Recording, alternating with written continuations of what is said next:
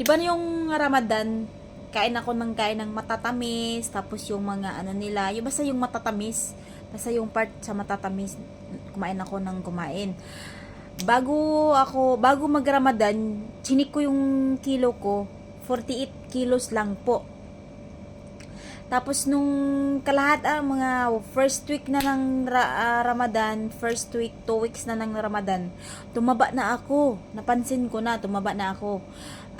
Tumaba ako ng 5 kilo mga madi, no? Grabe, ang bilis kong tumaba, promise. Tapos, sabi ko, okay lang, tumaba ako ng ilang kilo.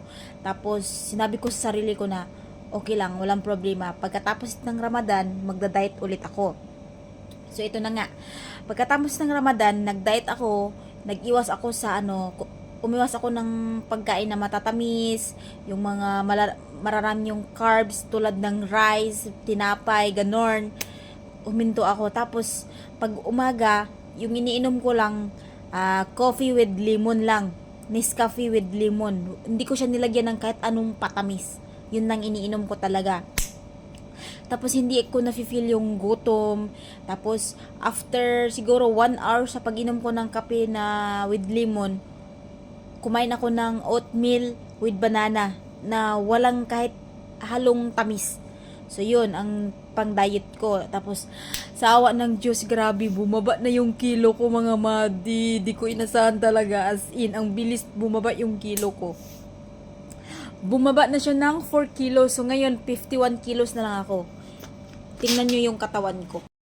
So, ito yung katawan ko ngayon, mga madi. Ito yung katawan ko ngayon. Oh. Ayan.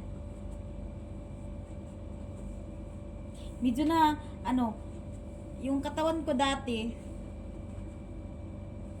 hindi ganito. Hindi talaga ganito yung katawan ko dati kasi nga tumaba ako ng ilang kilo.